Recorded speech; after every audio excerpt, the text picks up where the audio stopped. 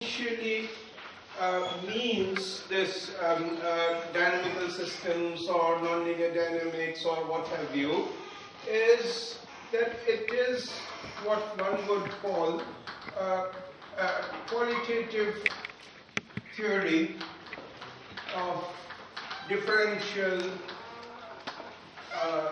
equations and ordinary differential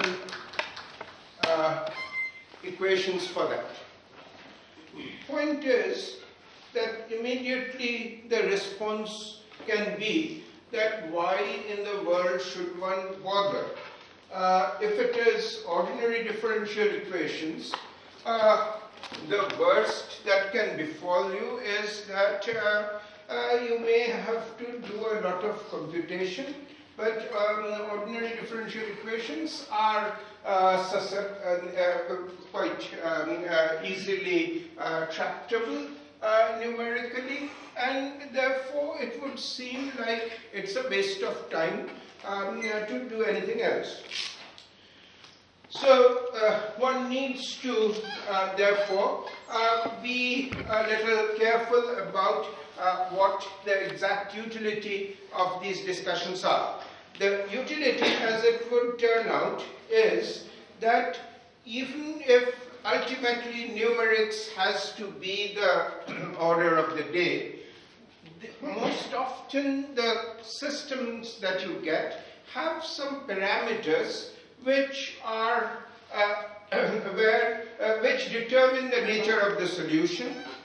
And the point would really be that why search for, by varying the parameter, where the nature of the solution is going to change? Or is there a way in which you can tell me beforehand where exactly do I look for things interesting? That is where this whole business of understanding differential equations qualitatively comes in. So that's, now the point is, where does one, is it really restricted to the ordinary differential equations? And there again the answer is a little more subtle. Partial differential equations, which is what most of physics is all about, are even numerically difficult proposition. So the point is that is there a way in which what connection does a partial differential equation have to these ordinary differential equations? And there you see the answer is that if it is partial differential equation under boundary conditions which allow you to think of complete sets, then you can take a set of partial differential equations and reduce it to a set, generally, I mean obviously infinite set of ODEs, and if you are lucky and if you are clever, then maybe the infinite number of ODEs can be reduced, infinite number can be reduced to a few and still allow you to get a picture of what is happening. So this is where the real world is actually amenable to a study of ordinary reduced intensity study of ordinary differential equations. So that's where the reasonable usefulness of these discussions are. So there is that. Then the question is that where, if it is ordinary differential equations, what is the natural place where ordinary differential equations show up? So ordinary differential equations, as you can imagine very quickly, is generally classical mechanics of particles, not the continua that is actually partial differential equations. So it is ordinary differential equations. The natural habitat is classical mechanics of particles, and sure enough we will be doing some amount of classical mechanics, which normally the mechanics courses at a first mechanics course does not handle. So there is some obviously some amount of classical examples from classical mechanics that one would do. But the point is that when we in the business of classical mechanics, the primary or let's say one of the main things which we'll do is when friction plays a very important role. Friction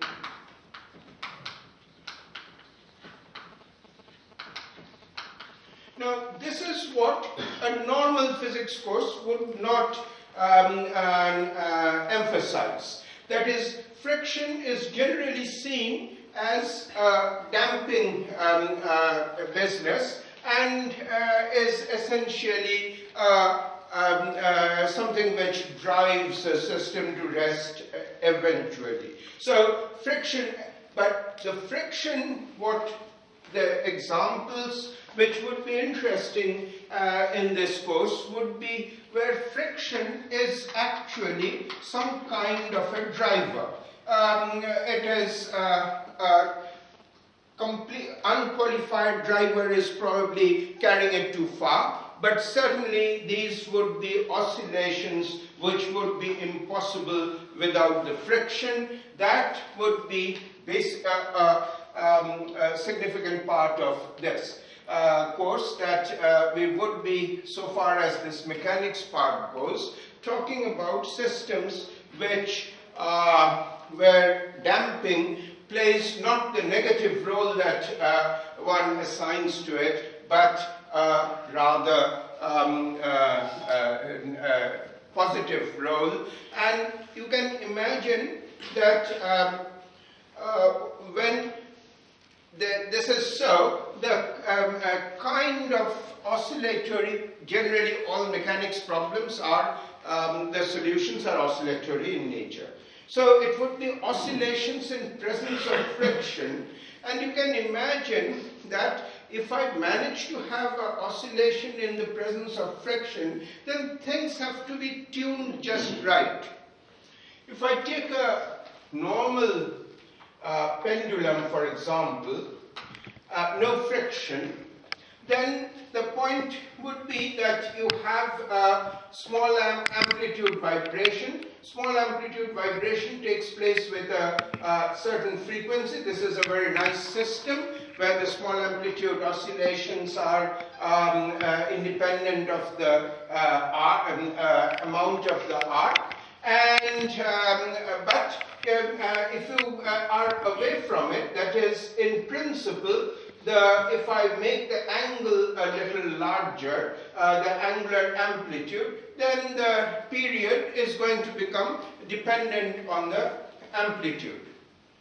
This kind of a system, this kind of an oscillation is when you are talking about oscillators in certain areas of science. For example, or oscillators which are chemical, which govern chemical reactions, or natural biological processes like heartbeats and so on, have to be very robust oscillators whose amplitudes and frequencies should be sort of locked in. That is, if there are some perturbations, the system should settle down in the same amplitude and the same frequency, and this is what the friction-dominated oscillators do. They are particularly robust and therefore a very good way of describing things, a certain number of natural phenomena. Friction as a driver, just as an aside, is again very common in something you use very often, the eddy current in electromagnetism, which is generally seen as a damper, Lenz's law. Lenz's law gives rise to eddy current and therefore opposes the motion that set the eddy currents in, and therefore is generally considered a damper. But if you look at all these electric engines which are pulling these trains, all the engines depend upon eddy current as a driver rather than as a damper. So friction can change roles in a very subtle way, and certainly we would be looking at a class of problems where friction has a very important role in setting up oscillations. All right, so that's more or less, I mean, what the thing is going to be. We are going to talk about essentially differential equations from which will show oscillations, which will show much even simpler behavior than oscillations, and then differential equations which will show complicated behavior, and partial differential equations which would have where illumination can be obtained from a study of some corresponding ordinary differential equations. That's essentially the kind of things that we would like to address. So, as I said, we want to start with, the whole thing is about a qualitative theory of differential equations. So let's start with a few questions where, I mean, I'll pose a few questions and you are supposed to tell me the answer without using any kind of calculational tricks. So I'll write down a set of differential equation, x dot equal to 1 plus minus x dot equal to 2x minus x squared, x dot equal to 1 plus minus x squared, x dot equal to x minus x cubed. And I'll tell you that at t equal to 0, I'll give you an initial condition. T equal to 0, x0 equal to half or 2. Here x0 equals 1, 2, 4, minus 1. Here x0 equals, as at t equal to 0, x0 equals 0, 2, minus 2, and here x0 at t equal to 0, 0, half, 2, minus half, minus 2. So, alright, so here are a set of differential equations, all pretty ordinary, which we can integrate out. That's not a problem. But the whole idea is that I want to establish that what we are going to discuss is a qualitative theory of differential equations, not the hard, quote-unquote, hard way of solving the differential equations. So I have given you these initial conditions, and I would like you to take a guess about what would be the answer as for each of these, that is x of t as t tends to infinity in each of these cases. So we start with x dot equal to 1 plus minus x. So let's say x dot equal to 1 plus x and t equal to 0 is x equal to half. So what do you think should happen to x as t goes to infinity?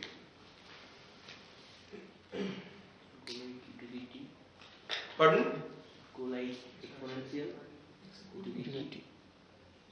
Sorry, what go off to infinity? Yeah.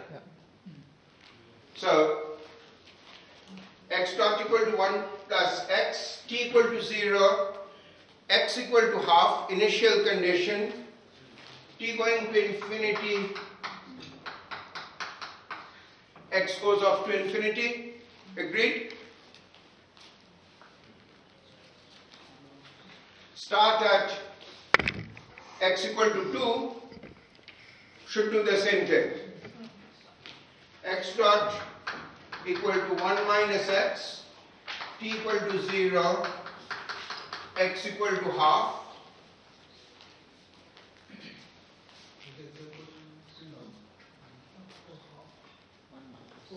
Half is x equal to 1 and for 2 it will go to infinity. So the answer say is x equal to half, x at t goes to infinity goes to 1, but it's that if x0 is 2 goes to infinity.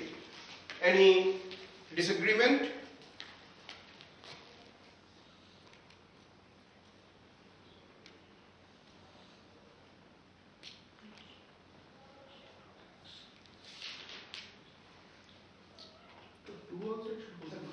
Two also? It should go to 1. 1.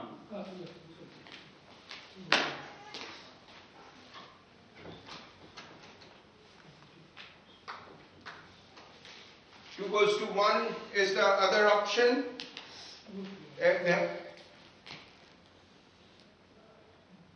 All of you happy with it?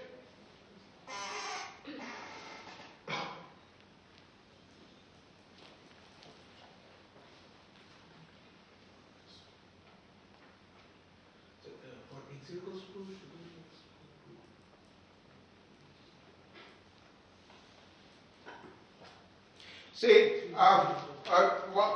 this is the natural. Suppose you were trying to do this step by step. At t equal to 0, x dot is going to be 1 minus 2, which is minus 1. So x has to decrease. Yeah. So x going to 1 is the natural answer. So now let's go to the next one, which is slightly more.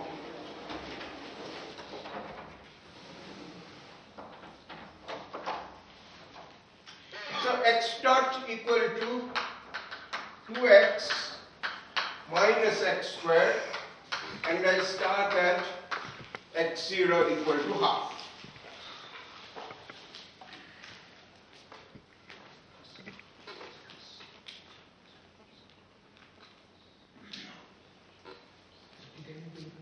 We have to guess t tending to infinity.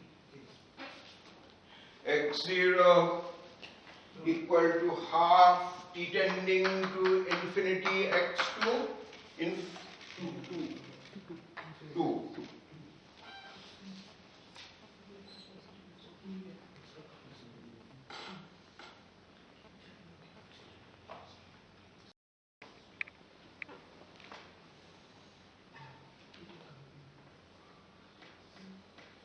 Okay, maybe if one answers the x0, suppose I started at x0 equal to 2, what will happen? Where will you go? You stay there. Alright? So x0 equal to 2 stays there. So now let's look at x0 equal to half.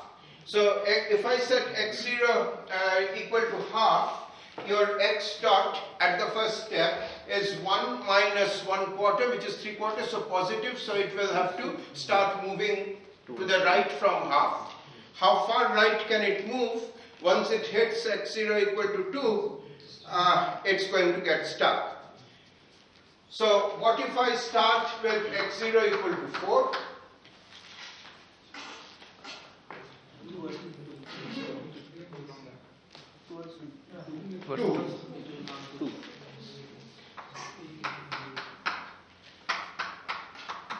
Minus 1.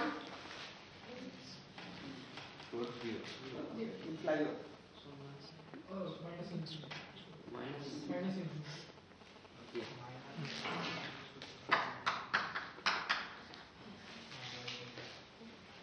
Agree? Yeah. So, I mean, you put the x dot is always going to be, no matter, I mean, you start with x equal to minus 1, x dot is negative, so it has to go further negative, and so out. Right? Very good. So that's, and now let's look at the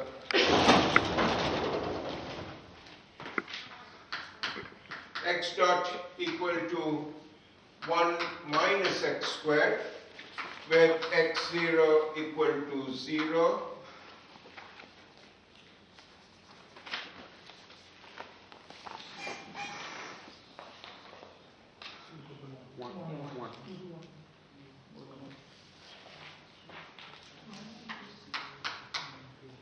Go to 1.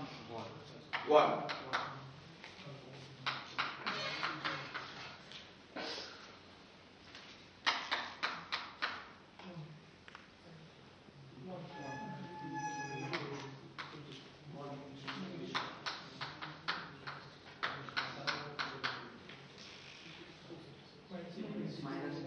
Minus infinity. Very good. And then the last one which I had was x dot equal to x minus x cubed. So x0 equal to half.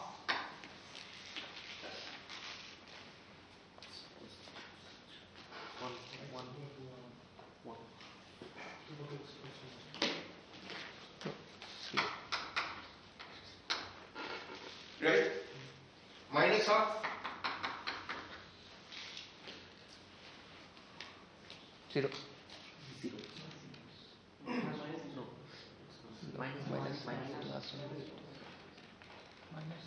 Minus 1.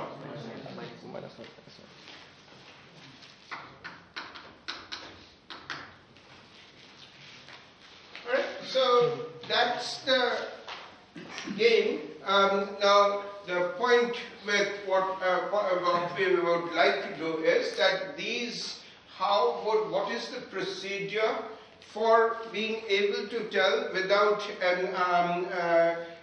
doing any real calculation? I mean, you could guess by looking at it, by where it goes. How exactly does one put one's guess into somewhat more formal picture, which is still quite short of solving the differential equation. If you were to, I mean, solve, for example, if you look at any one of these, let's say,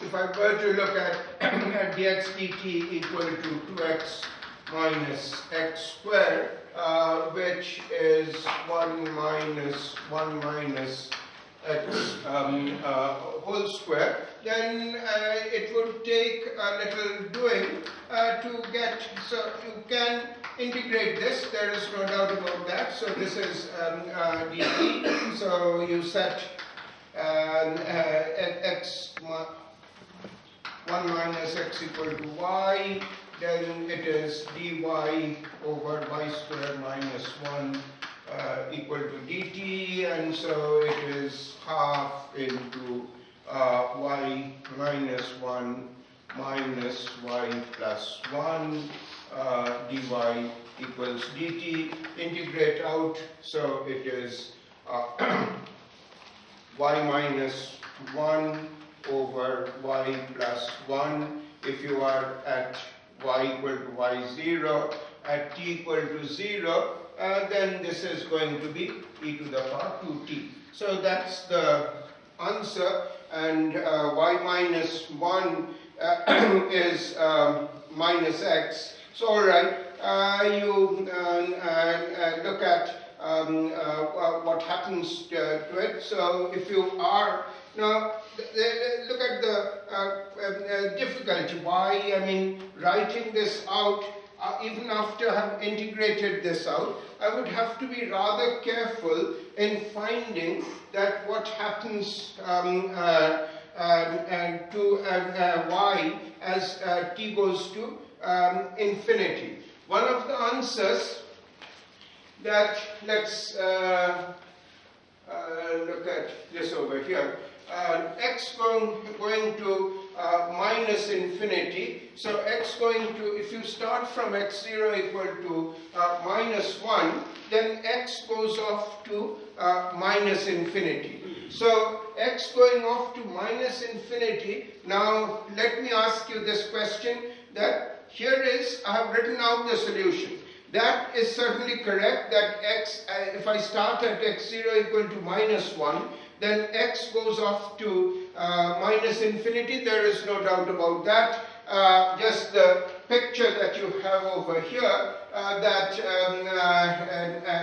starting with any negative x would mean a negative x dot, and you would be pushed out to infinity. Now, can you look at, and I hope all of you no difficulties with the integration, not mine or yours. So let's see, there is, I mean, have I got all the signs? I have flipped here, right, got no mistake with signs. So hopefully, all right. So looking at this over here, it is, you have set x0 equal to minus 1. So x0 equal to minus 1 means y0 is equal to 2. 1 minus x is equal to y. So setting x0 equal to minus 1 is setting y0 equal to 2. And now it's a question of x going off to minus infinity and y,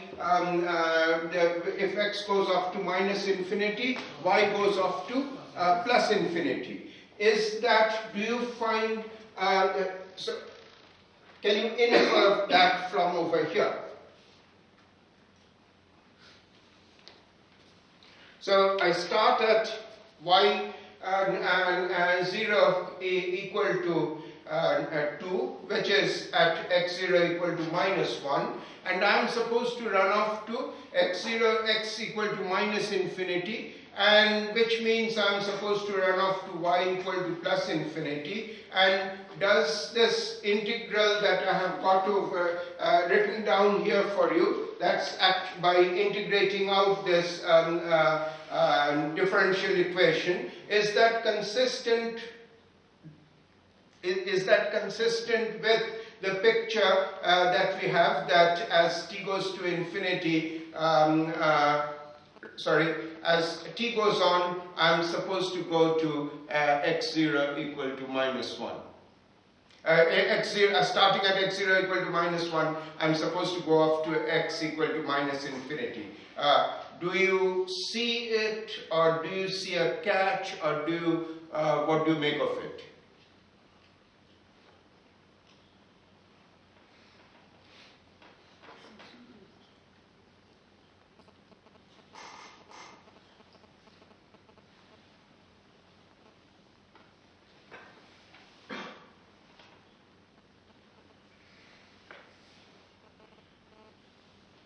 And let me rephrase the question. We had no doubt that if I take this differential equation, if I start at x0 equal to minus 1, I'll go off to x equal to minus infinity. There is no doubt about that. I have integrated that differential equation, and in terms of y equal to 1 minus x, I have got this solution. I'm now asking the question that if I start at y0 equal to 2, which is like which is exactly what starting at x0 equal to minus 1 is all about, then going off to x equal to minus infinity, I go off to y equal to plus infinity. Is that consistent? Do you see it consistent with this equation over here? So if you take the limit y tends to infinity, the left hand side goes to 3, and the right hand side goes to t tends to infinity, right hand side goes to infinity. So what happens? Also, y tends to minus. Y tends to minus.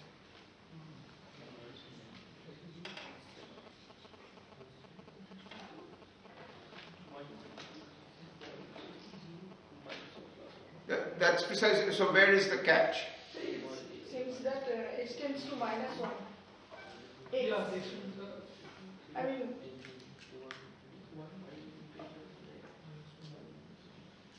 X tends to minus. X going to minus infinity cannot be wrong. I mean, you look at that and you see that every time I put a negative value of x, my x dot is negative, so I have to be pushed off along the negative direction, so I have to go to minus infinity. So what happened? Where is... But sir, for y equal to minus 1, there is singularity term. y equal to... I'm never going to hit y equal to minus 1, because y equal to minus 1 means x equal to 2. So I'm on the negative, I've started at minus 1 and I'm going to...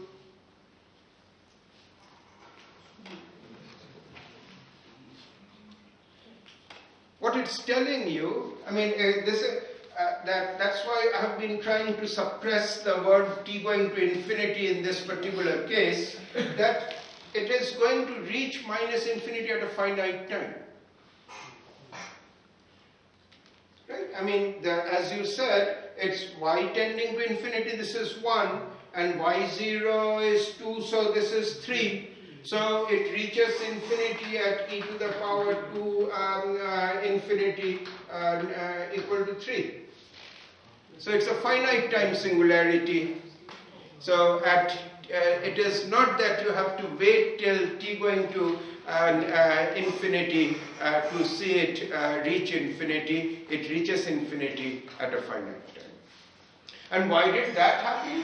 Because see, when x becomes large, then x dot, this is much smaller than this x square over here.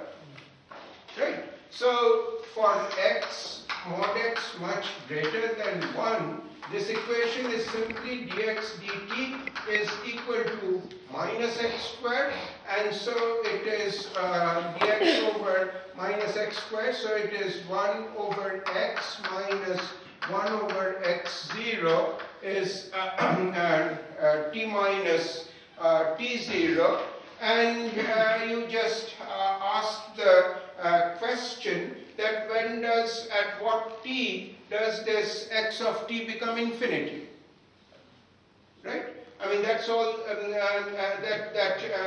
one is going to do. This dx dt equal to minus x squared when x has become very big. So it is 1 over x minus 1 over x naught equal to t minus t naught. And so it is this question of what did I do about the... it's x goes off to minus... x0 starts at negative. So t0 is 0. So t is equal to...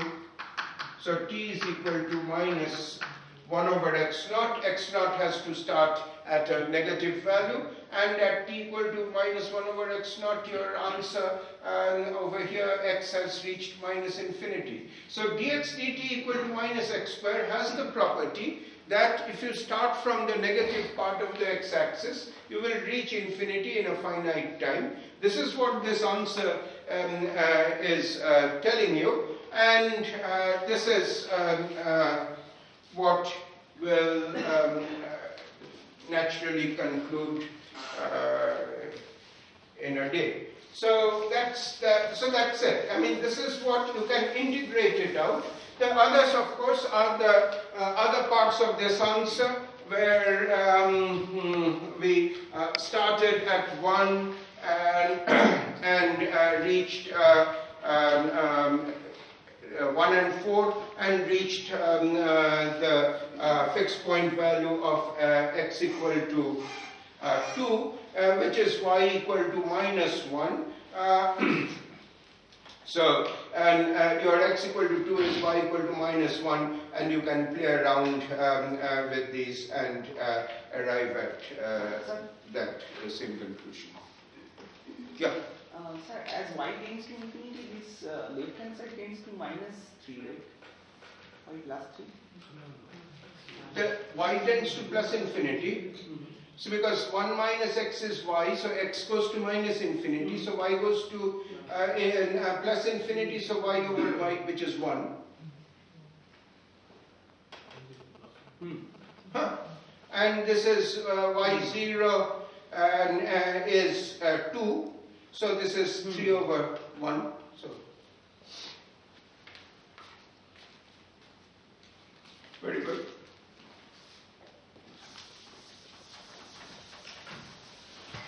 Alright, so this is the game that you don't integrate. So the point is that we will not be doing this integration. For example, if you were to integrate this one, it is dx into 1 minus x squared, and that becomes a little more problematic. Not so straightforward anymore. Still doable, I mean just 3 partial fractions over here, but a little more cumbersome than the one which we just did. But as you could see that you could get the answer that if you start with half or if you start with 2, you would end up at x equal to 1, and minus half and I would take you to minus 1. And there should be what I'm after is that there should be a rule for knowing that this will happen without having to go through the integration process, and so on. So this is one part of the game that we will be doing. Let me ask system. Suppose I have 2 variables instead of 1, and I tell you that x dot is equal to x minus xy and y dot is equal to minus y plus xy. What would you guess if I start from some place other than 1, 1? If I start, let's say, start at x0, y0 equal to half half, what would happen to me? What would x and y do?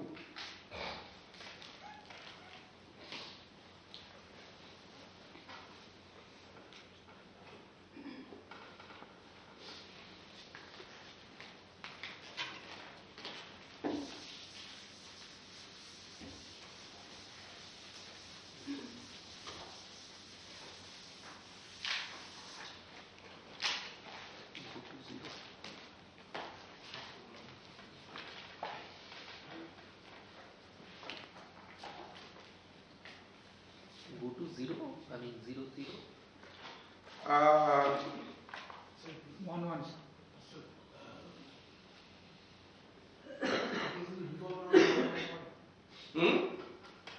Revolve around the 1, 1 point. Revolve around the 1, 1. Because x will be increasing from this. If you start from half half, x is increasing but y is decreasing. When x reaches 1, then y dot equals to 0. X equal to and y equal to. So y remains fixed at that.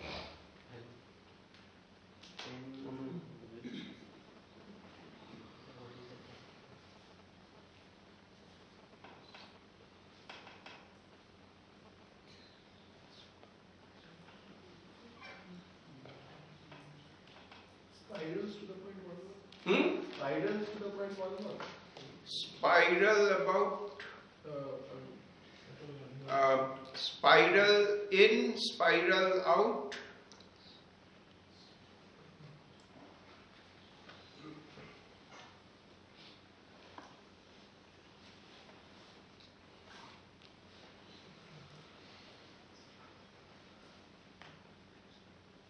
Actually, that answer was quite correct, what you said, going around 1, 1.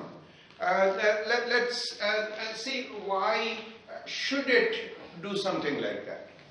Or at least, let's say I don't have this one. Then x simply grows.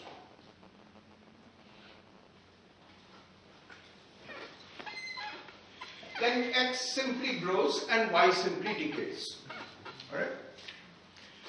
So, if I didn't have this interaction between x and y, then it's x. Now, notice the disposition of the sign of this. If x is growing, x is becoming big, then this term over here is going to become substantial. Suppose y is starting to diminish, but this one has now x has become pretty big, so this has become substantial and y will now start growing. If y becomes big, notice that this term inhibits the growing of x. So x is going to go down. But if x goes down over here, the number of y is again going to go down, and if y goes down, x is going to pick up. And then the cycle will have to you will have to go through the cycle. So you expect that there is a cyclic x of t and y of t are presumably, oscillatory behavior, and this models actually the number of foxes and rabbits. This is generally called a predator-prey model. So foxes and rabbits can grow just by eating grass. So you have an enclosure where you keep some rabbits, they can grow. If you keep some foxes, they'll have to decay. So foxes and rabbits not interacting, but then foxes grow by eating rabbits. So that's interaction which results in a larger number of foxes and a lesser number of rabbits. So that's why, this is, it goes back a couple of centuries almost. That's the simplest kind of predator-prey model that you have. And if you look at, this is what is after, that, alright, this one can be exactly solved and an answer obtained, but you can look at it in a qualitative fashion. So just words gives you some idea of oscillation, and a little more than words is what we want to do and get you, convince you that there is a possible oscillatory solution over here. So that's another kind of example. Now let's move to the next one. Let's move to actually classical mechanics for a while and talk about resonances. Resonances will play a fairly important part in the course. So let's look at these issue of resonances, and I want to look at a simple pendulum.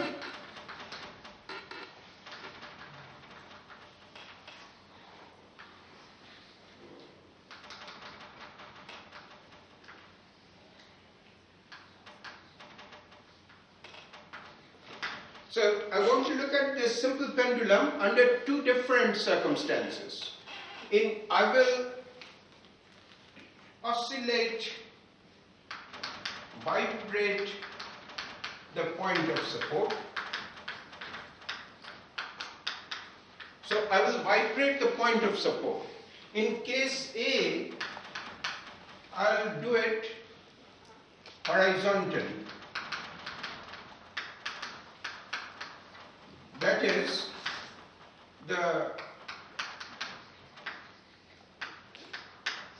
it is x, so let's say this direction is x and this is y. So x equal to a cos omega t. So the point of support is being vibrated horizontally. B vertically.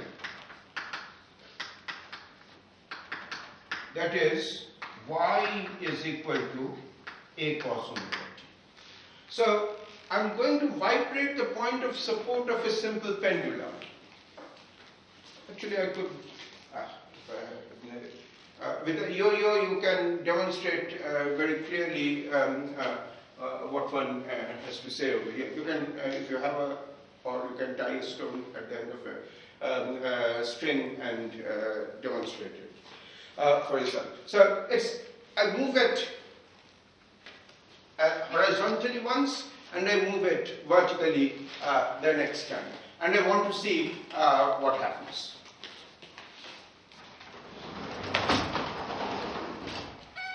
So, all right. What's the great idea? I want to write down the equation of motion.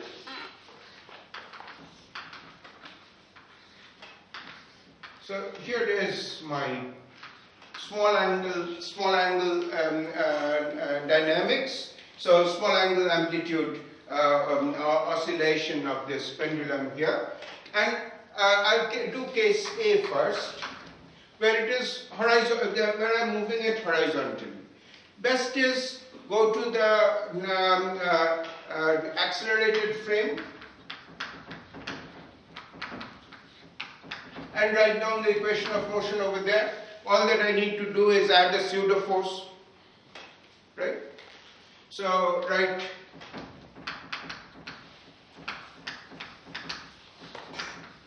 equation of motion. So what's the pseudo force? Pseudo force is minus m times the acceleration. So the displacement is x equal to a cos omega t. The acceleration is minus, so it is, this is m omega square a cosine omega t. So there is this is the pseudo force that I have to include in the equation of motion in the accelerated frame. So that's your pseudo force over there, which is horizontal. So this chap over here has mg and has over here m omega square a cos omega t. So that if I'm looking at small amplitude motion, so small amplitude motion is going to be theta double dot plus g over L theta equals this pseudo force over here, which is omega square a over L cosine omega t. So that's the equation of motion. So I take this pendulum and I take move the horizontal, move the point of support as a cos omega t horizontally, and the equation of motion in the accelerated frame would be theta double dot plus this equal to that, right? All of you comfortable with that? Right? Fine. I can write down the solution, complementary function plus particular integral and so on and so forth. And omega square, let's say the natural frequency of the pendulum is g over L, which is omega square. The resonance is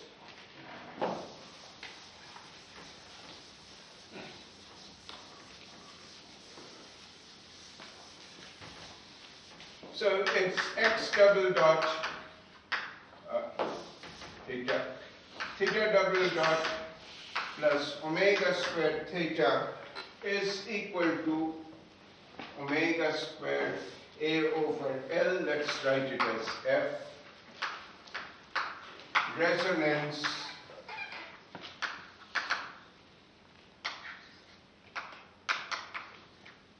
So that's the resonance. Question. What is theta of t at resonance?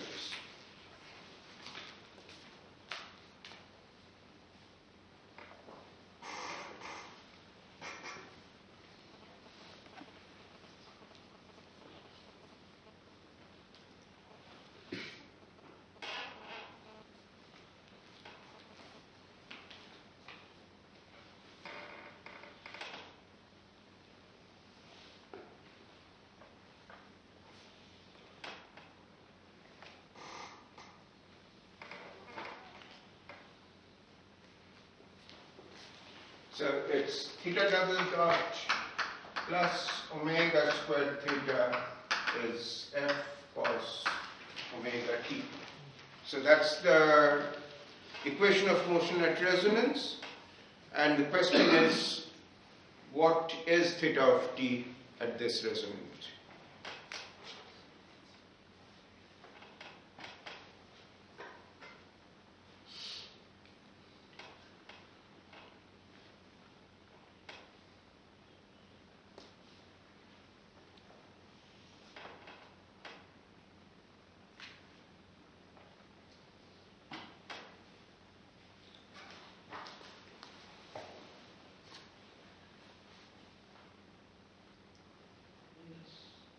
Take a guess even if you don't know the answer. Not knowing it is fine. Omega square a by L cos omega. Huh? Omega square a by L cos omega. No, sorry. A by L cos omega. But if it is cos omega t, where is the resonance? I mean, resonance generally means that the amplitude is becoming big. It's t sin omega t. Huh? T sin omega t. T cos omega t.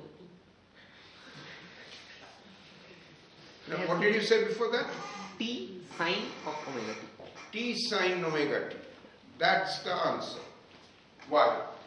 Well, you can try T sin omega t and get the answer. That's certainly there. But look at it this way.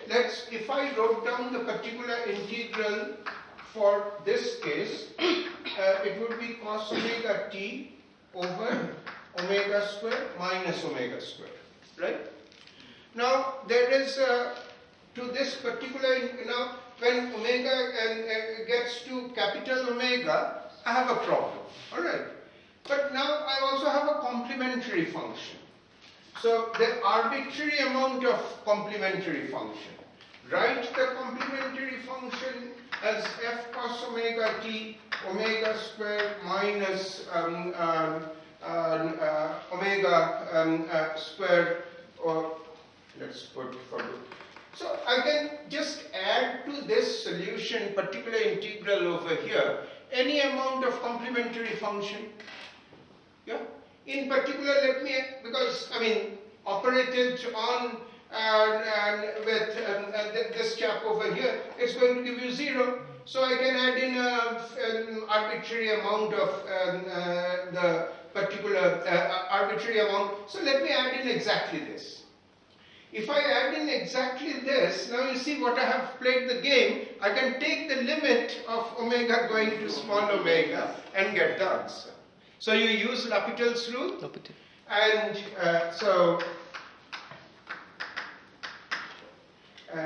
it is 2, right, cos omega t, so is going to be sine, right, sine omega minus t.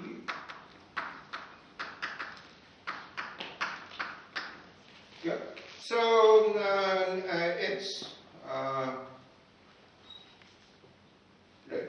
So as you take the limit, this becomes, I mean, here you have 2f divided by 2 omega, and then it is omega minus omega, and it is sine of omega minus omega into t, and the other is just sine omega t. So you get a minus sign over here. So it is a minus, and there is a, so it is f over 2 omega t sine omega t. So that's the answer. If I have the solution is going to be complementary function plus the particular integral is minus ft over 2 omega t sine omega t. The trick of getting the particular integral in this fashion is due to Landau. The normal texts would do it by variation of constants equivalent. There is a formal way of getting the answer. How did you get this particular integral here? Which one? This one. No. Now, this one is equal to, so you take minus half cosine omega t, and then it is another minus half from here, so it becomes a minus cos omega t plus this is omega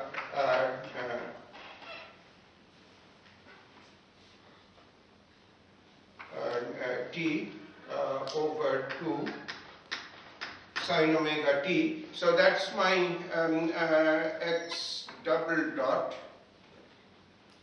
I got my signs wrong. Omega square x. Omega square x is minus omega t by 2 sine omega t. Add the 2.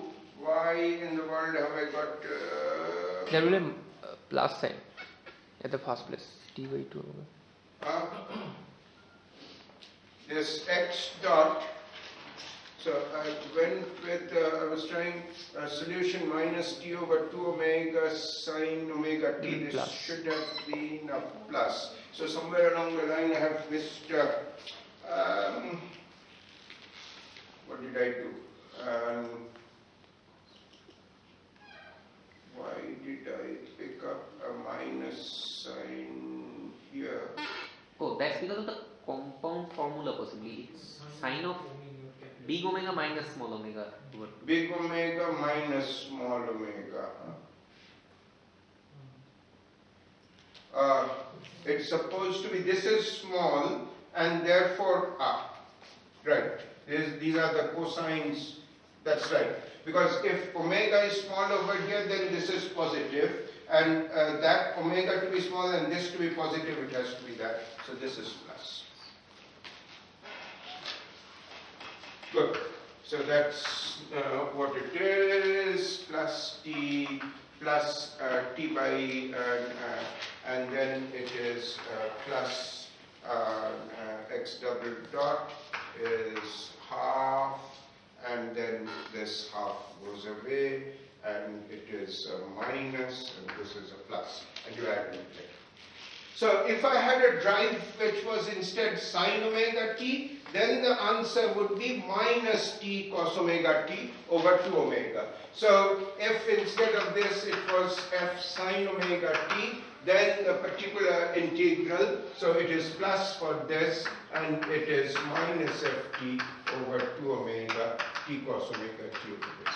So this is an answer which we'll be using repeatedly throughout the course. So this is a good thing to get it over with in the introduction on the first day, that this is something which will come up repeatedly, that if I have a resonant situation, then I can write down the answer and the particular integral for resonance. If it is cos omega t over here, it's going to be this, and it's going. So it means that the amplitude goes to infinity, but it goes to infinity linearly. So the oscillation amplitude just keeps on increasing. Now comes the B part.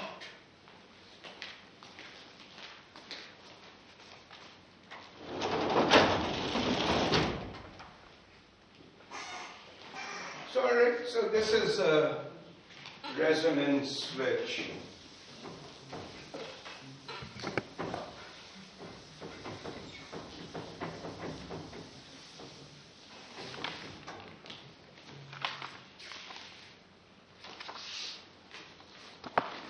So now it's the question of part B, where I'm doing it vertically. Doing it vertically means that I'm going to change this accelerate, the direction of the pseudo force now changes, it becomes vertical. So it's the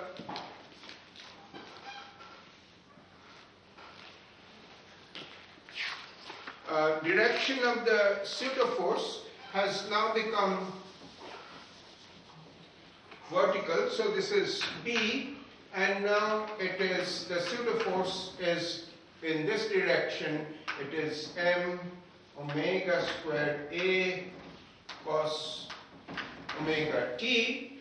And what has happened over here then, it is going to be the equation of motion is going to be g minus A omega squared cos omega t into theta is equal to 0. Right? So all that has happened is that with the mg, you had an mg over here. The mg has now become g minus, the g has become g minus A omega squared cos omega t. So the equation of motion is that the acceleration due to gravity has been affected by this extra acceleration that the point of support has, and that's, yeah. So that's the equation of motion.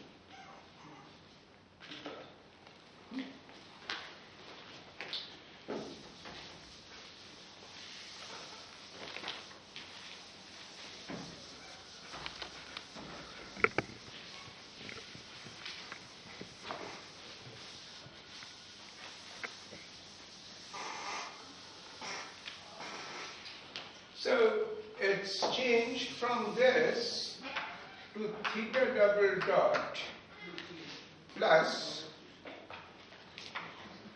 g minus A omega square. Alright, let me write it as g minus, better.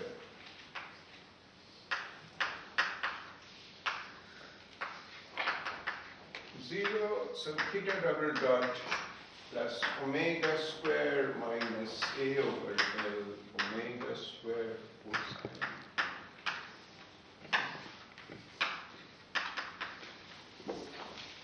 So theta double dot plus omega square theta is A over L omega square cos omega t theta.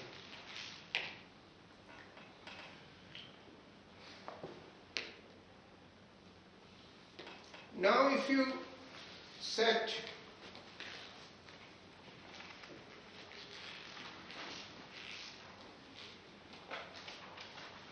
obviously the previous case where we had theta double dot plus omega squared theta equal to something into cos omega t. That was a somewhat easier business in the sense that I could write down I could write down the solution as a complementary function plus a particular integral.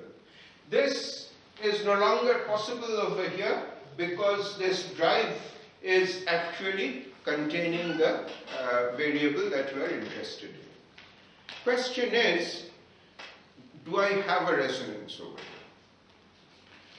Well, I can argue it out that there is a resonance, which we'll see later but in a different way. But for right now, let me motivate it in this fashion. That suppose that this amplitude and this frequency are small enough that this right hand side is a small term. Yeah? Then you can solve for theta. So ignore RHS and get theta as some approximation, theta 0, as some A cosine omega t. Now you want to iterate. You want to go to the next step and get a next approximation to theta. Let's say some theta tilde, which would satisfy omega square theta tilde equals A over some amplitude. Let me call it some amplitude B. That's not what exactly it is not so important. Yeah. So some amplitude into cos omega t times cos capital omega t, which is, let's put a 2b here. So it is b into cos omega plus omega over 2t plus cos omega minus omega. Okay. And now what would happen, the kind of resonance that I talked about before, this is tailor-made for that kind of a resonance, provided this capital omega, this small omega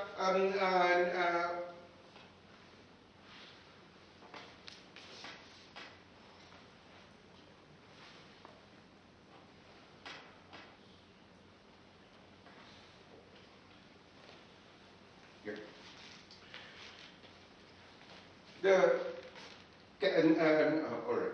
There is going to be, alright, a resonating term over here. If you manage to pick up a cos omega t on this side over here, you would have a resonance. So there would come a resonance if you have this omega, which is this driving frequency, set equal to omega and capital omega over here. So there is a resonance possible at omega equal to capital omega. But there is another resonance possible, which is if this term resonates, which would happen at omega equal to 2 omega. So the frequency, this frequency is actually double the natural frequency. If the driving frequency over here is double the natural frequency, then you have the possibility of a resonance in this problem, which you did not have in the situation A when it was horizontally being vibrated. Huh? No. These are, the 2's are wrong, sorry.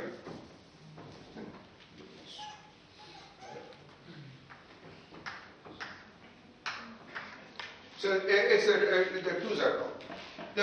At this level over here, you would find that there is a resonance if omega is equal to 2 omega. So this term is going to resonate. This gives you 3 omega and will not resonate. If you set omega equal to capital omega, there is no resonance at this level. You iterate it once more and you will find resonance there. But at this lowest order, the resonance is at omega equal to 2 omega. That's the new feature over here. So you are anticipating on the basis of this kind of an argument, which assumes quite a lot. You are assuming that this term over here is extremely small, and then you are saying that basically, as soon as you say that this solution, this term is very small, basically it's a periodic solution, cos omega t, but then if you sort of look at over and above that basic solution, then you find that there is a part which is going to resonate when the frequency is twice the natural frequency. this is just an indicator of things. That this system has a problem at small omega equal to twice the natural the driving frequency being twice the natural frequency seems to indicate that there is some kind of a possible resonance in this system over here. The reality is far different in the order of magnitude from what you see from this argument. So at this kind of heuristic level at which I have been arguing, the fact that omega is equal to 2 omega, that is a problem point, that is just sort of indicated. But how problematic it is, you get no idea from what you have seen over here. So let me reformulate this problem slightly differently, which will, number one, illustrate a physics issue, which you are totally familiar with. Number two, illustrate a math issue, which will be a useful trick for a certain part of this course. So we are going to actually put a physical system over here, which has this kind of external vibration. That is, I'm going to model a situation where omega is equal to 2 omega, and effectively the oscillator becomes like this. So what kind of a model do I have in mind? The model that I have in mind is the swing. So here is a swing which is to be pumped up by the person who is on the swing. So what is being said is that the natural frequency of the swing, this is the natural frequency of swing,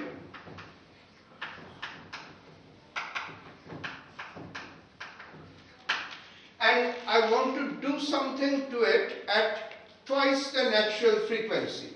So what one does, as you know, is that the person who is riding the swing sits down over here, stands up over here,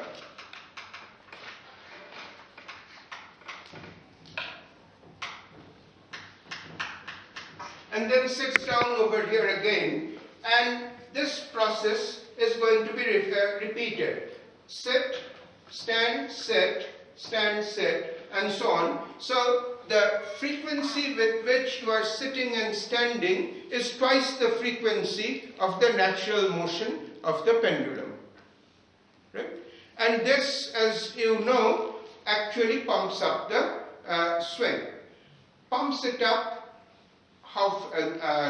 Now, all right, why is this more or less the same as what we have over here? Because what's happening over here is that you are changing the length of the pendulum. Right?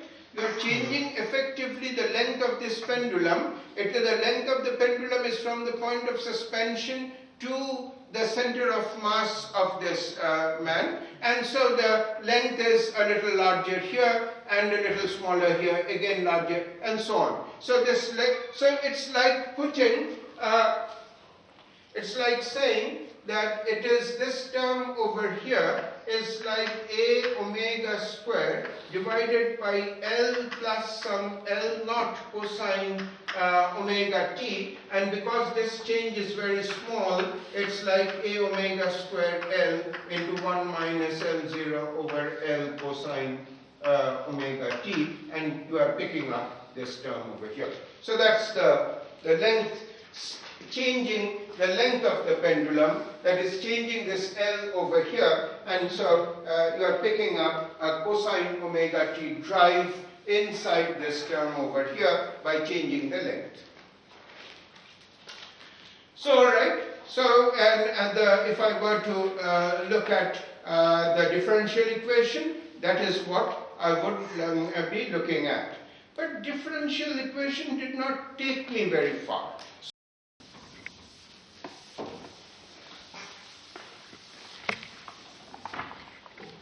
I want to look at this as you start from here, let's say.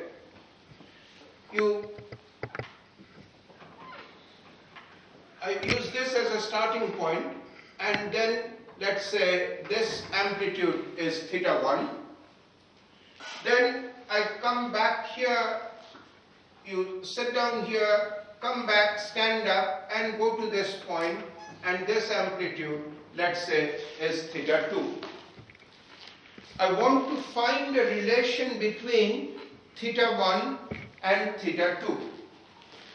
So what's the what would be the way of going about it? Let's say the moment of inertia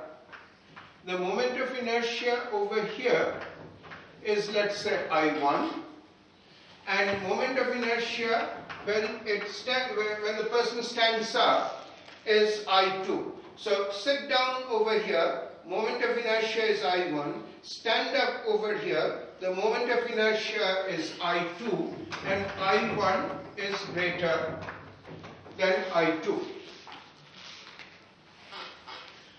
Alright, so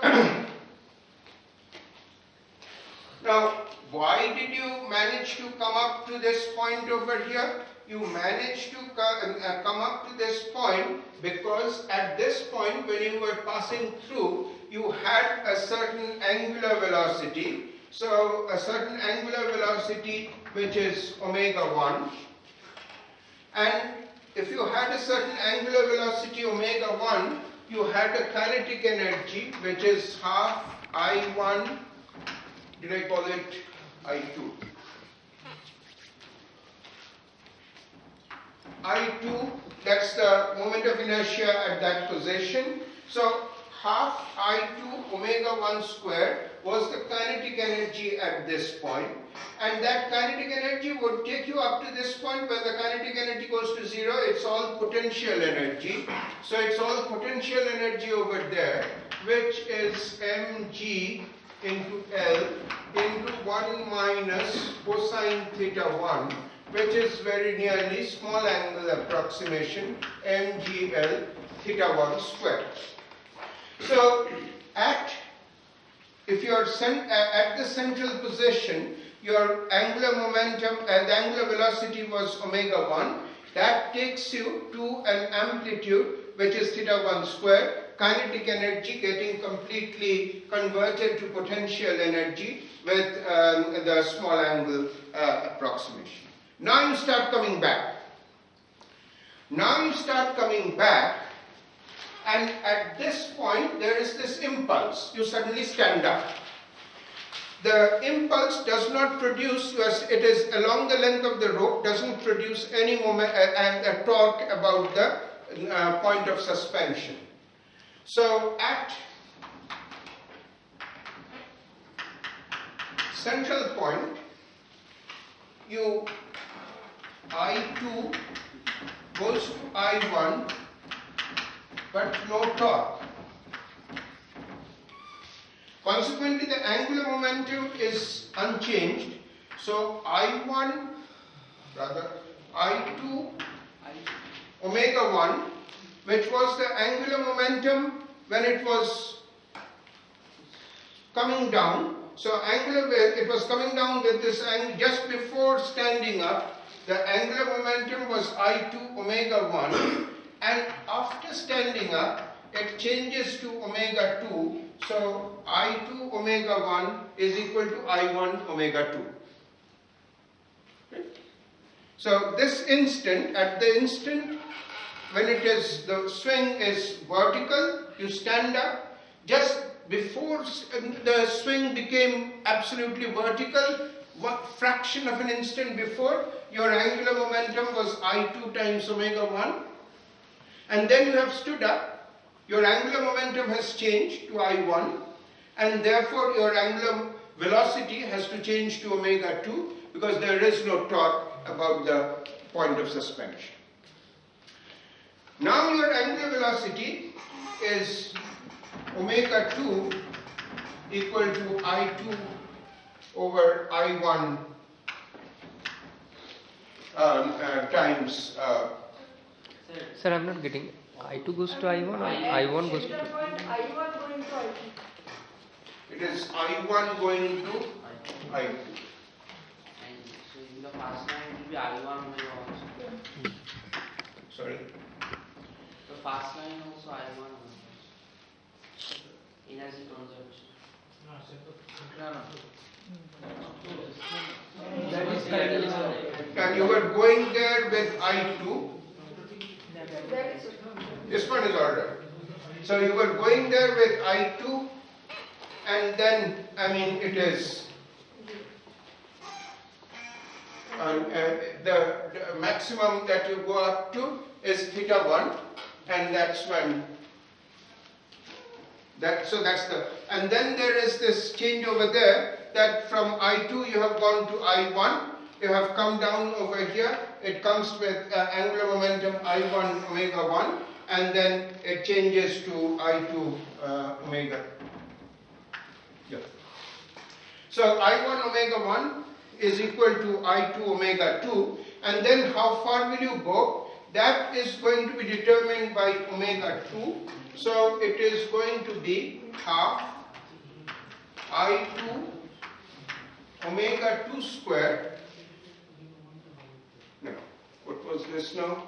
Got it right? Got it wrong. Omega 2 goes to I2.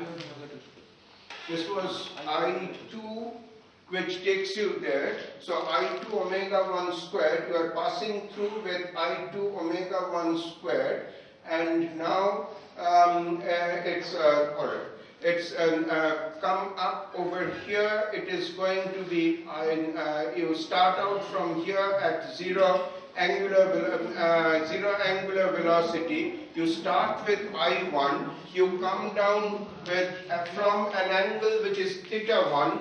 You come down with a angular velocity which is omega 1, and then you start out with omega 1, let's say I start, better do it this way, that it's not the starting here, I start out with, I'm coming up to this theta 1 over here, when I come down over here, starting from this theta 1 over here, come down here, it is an angular velocity of omega 1, so it is I1 omega 1 going to I2 omega 2, so it is I2 omega 2, then the I2 is smaller than I1, and so it is omega 2 equal to I1 by I2 over omega 1. So that's the change in your angular velocity because you have stood up and decreased the moment of inertia. The angular velocity has increased over here, and the angular velocity increase means that I'm going to go to extra. I'm going to have an additional displacement over here up to some theta 2 square, which would be determined by this omega 2 square and this I2 over here, giving me right. So this is theta 2 square would be determined by, I'll have to make a change in a minute, that it is I2 over, this is I2, and I'll have to change that in a second. Theta 2 square over here is going to be I2 over mgl into omega 2 squared over here. Now, let's come back to this one over here, which is a question of where the question of I1 and the angular velocity with which you have come up over here, which is this question of you go up to this point is going to be determined by if it is mgl over 2 theta 1 squared, that's going to be, so that's alright, I have to go through the cycle. So this is theta 1 square, which you are looking at over here. It's I2, which initially, let's say, has an angular velocity of omega 1. The angular velocity becomes 0 over here. The angular velocity becomes 0 over here, and the 0, if it's a theta 1 over here, and when it comes down over here, it's mgl theta 1 square by 2. The angular velocity is 0, and that has a moment of inertia I1 and converts to I1 omega 1 square over here. So that's the, so this is, sorry, so that's just that would be the next step. So complication over there. Look at this. You start up from over here. There is some angular velocity. That angular velocity takes you to an angle of theta 1 over here.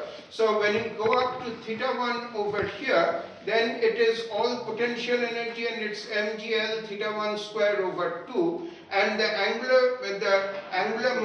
the moment of inertia is I1. This potential energy, when you have come to this point over here, has been converted to the kinetic energy, so it is half I1 omega 1 square. So that's step 1. Starting from here, you have come to the central point over here, and the angular velocity is omega 1 at the center. At the central point, I1 becomes I2, but there is no torque, and therefore you have this angular momentum conservation over here, which is I2 omega 2. And then the omega 2 drives you up to an angular amplitude of theta 2, which once again the kinetic energy is spent, and you have got this potential energy over here. So theta 2 square is I2 over mgl omega 2 square, and it is theta 1 square, which is the same over there. So it is theta 1 square or theta 2 square over theta 1 square, which is equal to I2 omega 2 square divided by I1 omega 1 square, which is equal to I2 omega 2 over omega 1 is I1 by I2 square. So this is equal to I1 divided by I2, which is equal to, let's say, some alpha greater than 1. So that's what you have got. You have got you start out from this point over here. We start counting from theta 1. Theta 1 goes to 0, so at this point, so the potential energy of this motion gets converted to kinetic energy at this point. Then you stand up and change to I2. That I2 makes it through angular momentum conservation. This is the rule which changes your angular velocity to omega 2. And then again energy conservation when you have gone to the amplitude on this side, and that is theta 2. And then theta 2 is theta 2 square over theta 1 square is some I1 over I2 equal to some alpha square, which is greater than 1. And now you can play the game once again. Having that theta 3 over theta 2, that's going to be once again alpha. So your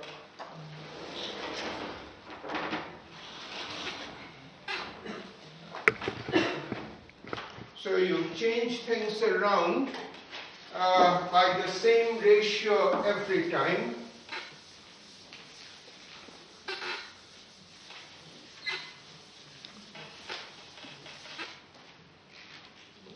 So theta 2 over theta 1 is alpha, theta 3 over theta 2 is alpha. So it's theta 1 on this side goes up to theta 2, then you come this one and you have gone up to theta 3, then up to theta 4 over here.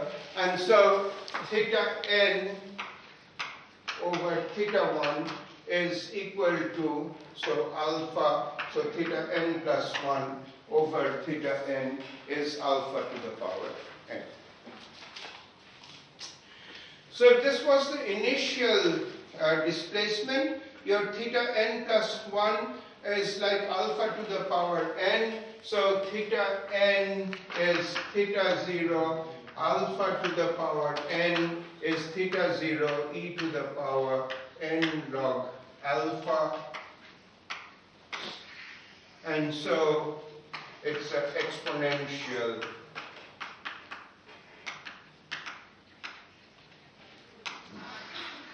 So this is the big issue over here, that it is exponentially increasing. The amplitude of the swing, if you are going to stand up and sit down in this frequency, which is twice the natural frequency of motion of this pendulum, then you are going to see a resonance, and this resonance is actually going to be exponentially, unlike the previous case where we increase linearly with time. This is going to tell you that the increase is going to be exponential in time. So it is a far stronger effect than the resonance that we met with before, and this is what is called a parametric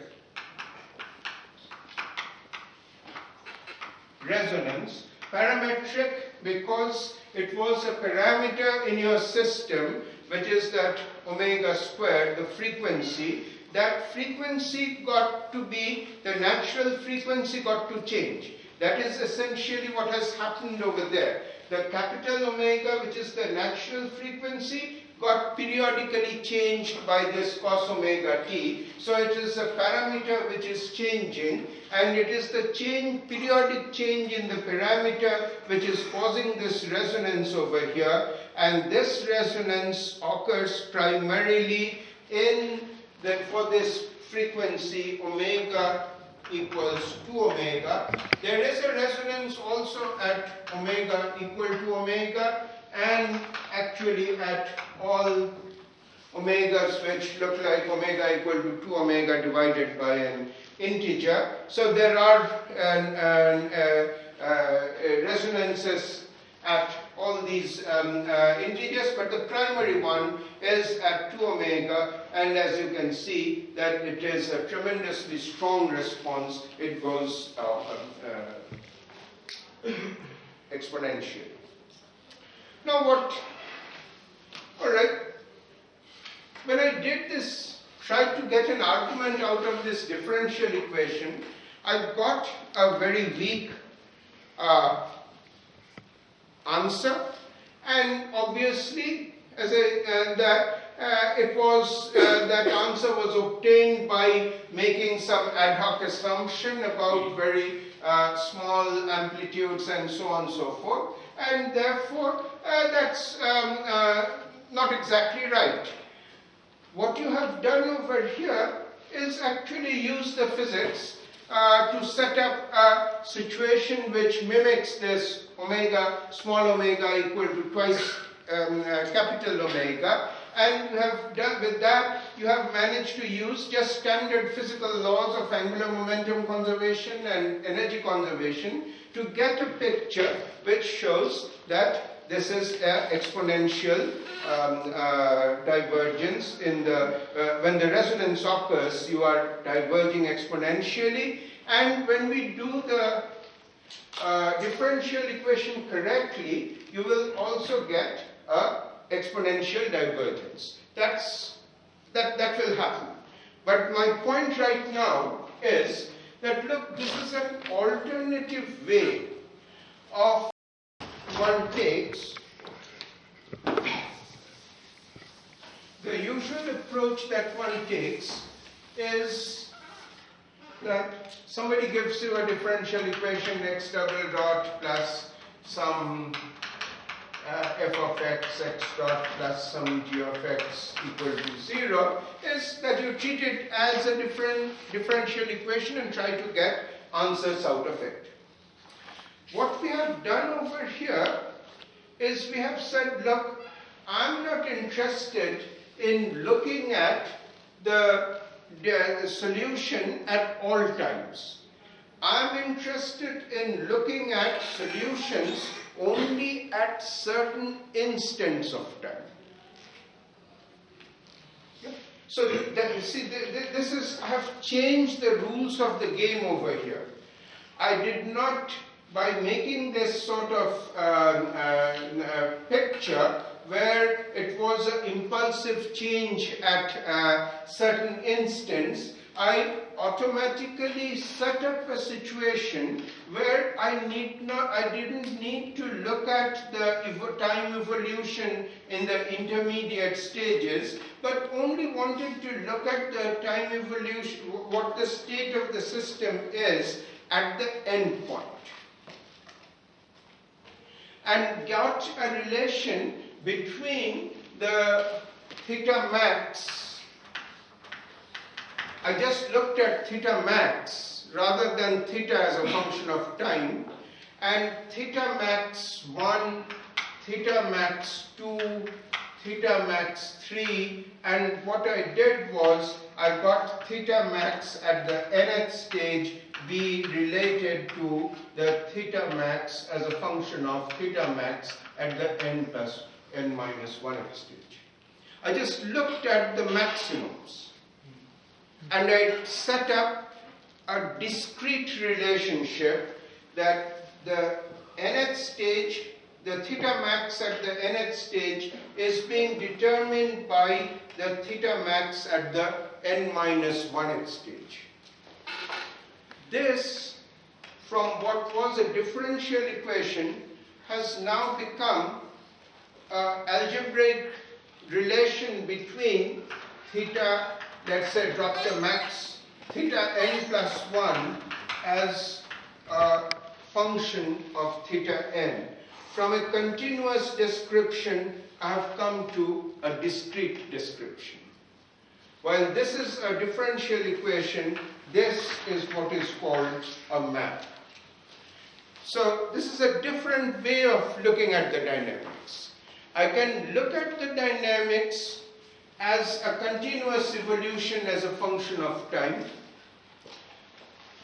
Sometimes it may be helpful looking at it continuously evolving and looking at the continuous evolution as a function of time may be somewhat difficult at times, and maybe it would be simpler to cast it as a map where you want to look at it only at discrete time intervals. Yeah. So that would be another game that one plays in this kind of a course, that instead of talking about a differential equation, one talks about a map which is supposed to give you the flavor, the qualitative feeling for that differential equation. So you deal with differential equations, then you deal with maps, and it is the question of flexibility, which will you choose when and when, is going to be determined by what gives you the answer the fastest. So this is another technique that comes in handy, and we'll end with the final issue that, look, we talked about the this pendulum with its point of support being vibrated vertically, that it shows this tremendous resonance. You can actually, this is something that I would recommend. You can just tie a stone at the end of its string, and if you use a knife edge and hang it from the knife edge and just oscillate it, move your point of support in this fashion, you'll find that if you adjust things, there is a resonance. And this is the vertical, this is the horizontal thing. And there would be a resonance which would be, on the other hand, the vertical is much easier. You can take that same thing, you don't need a knife edge or anything, you can just move your hand up and down. And you would find that just moving your hand up and down in a rhythm makes the amplitude go wild in one or two passes. So this is something that you can actually test it out for yourself very easily. But all right, I mean now the final bit about this, that here is theta double dot plus omega square. I'll just call this f cosine omega t, theta equal to 0. So that's what we looked at. And we looked at a situation where omega was very nearly 2 omega. Let me go to another extreme. Omega is much greater than. So let's say bigger by a factor of 100. So you have some seconds pendulum, let's say, and you take a vibration which is 1 over 2 over 100 second frequency, 10 period. So, so I want to look at this limit. So what are you going to do? You see that there is a natural motion. So you look at this theta double dot plus omega squared theta is minus f cos omega t theta.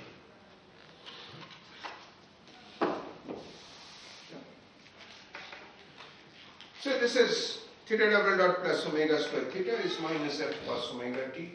Now, this is vibrating very rapidly. The natural motion of this system, the natural motion is like theta as cosine or sine omega t. So this is much slower than that.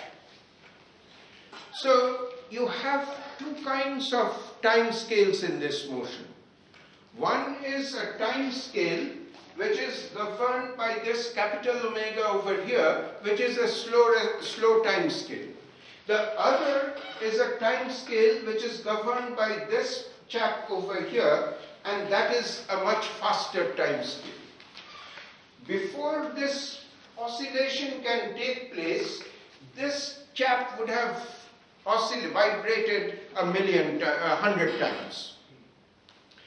And for all that 100 times, I mean, theta is the slow response has hardly changed. So this is a separation of scales in problems like this, which once you have a feeling that there is a separation of scale in a problem, you would like to take advantage of it by saying that theta can be decomposed in this fashion over here. That there is a slow variation, and on top of the slow variation, there is a fast variation. So suppose I do that. Suppose I do that. So how are you sure that there is no cross term, theta is terms sort of? Cross would mean, sure there would be crosses, but if these two are well separated, then a fast times a slow would still be fast. Okay. A fast times fast would still be fast, and slow, So, I mean, intermediate chaps would not bother you. There would be probably fast things and probably slow things, but still there would be a huge gap between. Let's go one step and then it would. So, if I write this separation over here, so up to now, I mean, just writing this is nothing. I mean, I have written it, so who cares? I can write anything I want. Right? So next step is this.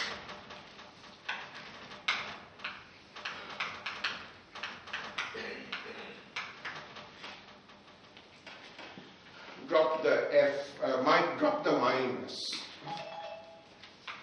F.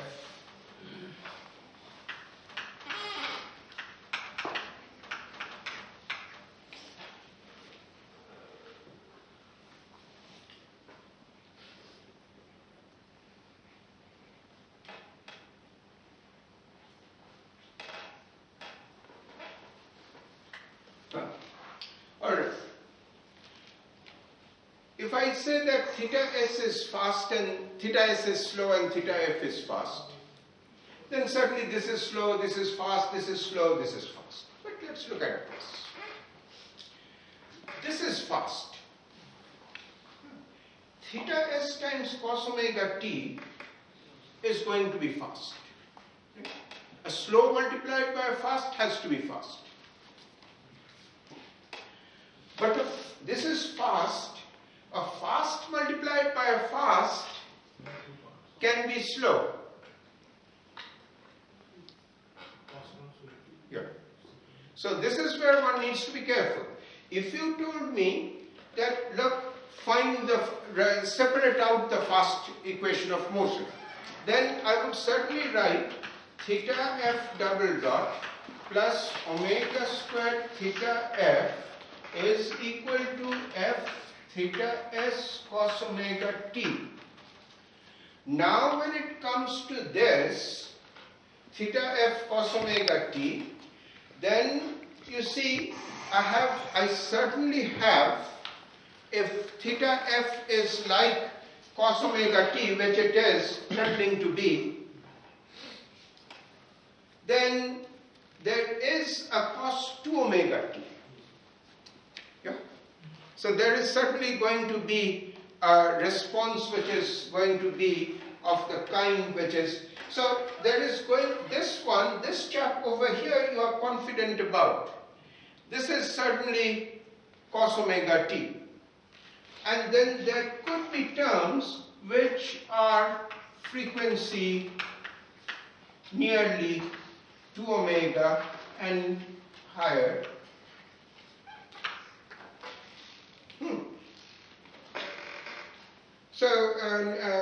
So theta f double dot plus omega square is this. So there is frequency of, there is going to be some effect at 2 omega and higher. Let me come back to those later and why I'll show you in a minute. Let's worry about this part first, that what is it at a cos omega t. So what is the, what if I keep only the omega frequency? If you have only the omega part of the frequency and one is worrying about the particular integral, I want the fast part over here. So theta f is very nearly,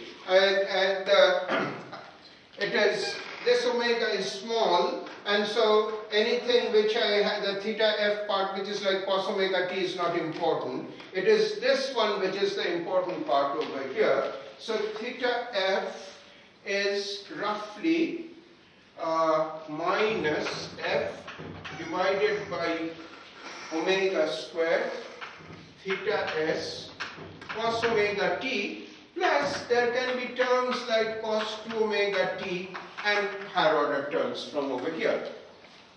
So, but this is, that term is certainly going to be there. That minus f over omega squared cos omega t, there can be higher harmonics coming over there, which, now look at the dynamics of the slow part.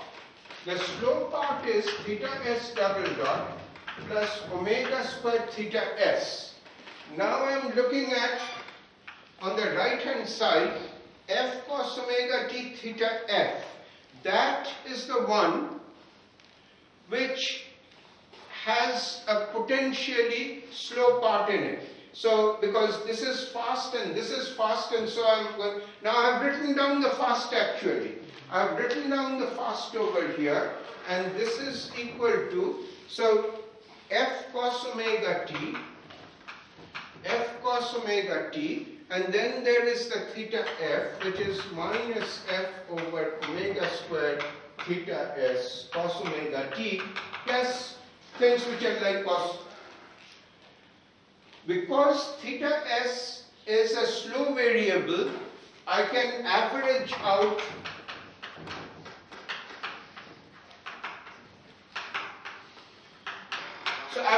the fast. Because before the theta s has managed to change, the first one has vibrated several hundred times. So you can average out over the fast. If I average out over the fast, the cos square omega t produces a half. Right? So there is going to be minus f by 2 omega square theta s, and then the others, terms which had cos 2 omega t, they with cos omega t would give you cos 3 and cos 1, the higher order, so they would still average out to 0. Yeah. And this is minus f over 2 omega. So therefore, what is it that you have for theta s double dot? So theta s double dot plus is equation of motion is f plus 2f squared is plus f squared over 2 omega squared theta s equal to 0. You have an effective spring constant. The omega squared has got this additional part over here, which is this positive and is f squared. I mean, it's in square, so there is no doubt about the sign. It's f squared over 2 omega squared. So on the face of it, omega is large. F is, mind you, I mean, what f is this quantity over here. F can be pretty big because of the omega squared that f contains. But in any case, I mean, it is a correction to your frequency. That would not be interesting, very interesting by itself. But imagine that the pendulum is inverted. That is, I'm not talking about this pendulum, but I have inverted the pendulum and I have put it in the unstable configuration. In that unstable configuration, if you move it slightly, it's going to fall. The reason it falls is that this omega square, if you can look at it over there, is actually negative. The equation of motion is theta double dot plus g over L sine theta equal to 0. So if I'm looking at vibrations near theta equal to phi double dot plus g over L sine phi equal to 0. This phi is small, so the equation of motion is really phi double dot minus g over phi for small displacements, and because this is flipped sign, it's going to fall. But now if this omega square is minus g over L, you have a way of stabilizing this pendulum. If I make the f square over 2 omega square greater than g over L, then the inverted pendulum is going to remain stable and execute oscillations about the inverted position. So you change the frequency of vibration. Low frequency near omega, it could send this normally stable position go haywire. You make it a rapid oscillation and it makes a normally unstable position. This is what is known as Kapitsa pendulum. If you look in YouTube under Kapitsa pendulum, you would find several demos of this inverted pendulum becoming stable. So this is, I mean, we have gone through a long, because this is essentially the last thing that I wanted to talk, because the separation of scales, that's the other thing which would play a very important role as we go along. So basically what I did was that I showed you that there is a question, qualitative. What we are going to do is discuss differential equations in a qualitative manner. As you saw, you could get answers by just looking at it, and we'll just formalize that getting answers part a little bit, and you will know exactly how to work with it.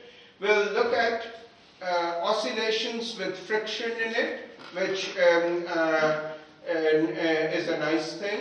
And we'll look at problems where every time we look at a little complicated dynamics, we would try to exploit the separation of scales as much as possible. You'll find that many of the so-called complicated dynamics are because the scales are getting mixed in some manner or other, and if you can do a separation, then it works out nice. And when things get very hot with the differential equation, one can change over to a description in terms of maps. So instead of a continuous evolution over generation, sort of at t equal to 1, t equal to 2, and so on and so forth. So this is essentially the overview of what we want to do over the semester. So just so that one knows exactly what one is going to get at over the next 3 months, I went the extra distance today to get this out of the way. From the next, we'll stick to the standard time, and we'll start with the discussion of what a dynamical system is, and so on and so forth. So this is simply for today, just an overview, so that you get a feel. For it's important because there are a lot of you. Some of you may feel that it's not very vital. So it gives you a chance to make up your mind, and so you get the overview, and so thereafter it is all a question of building up from here, and this is what. So from tomorrow onwards, it will be strictly within limits, but this was an overshoot just to get this out of you. Right? So can we not have the class at 9:30? Can we not have the class at 9:30?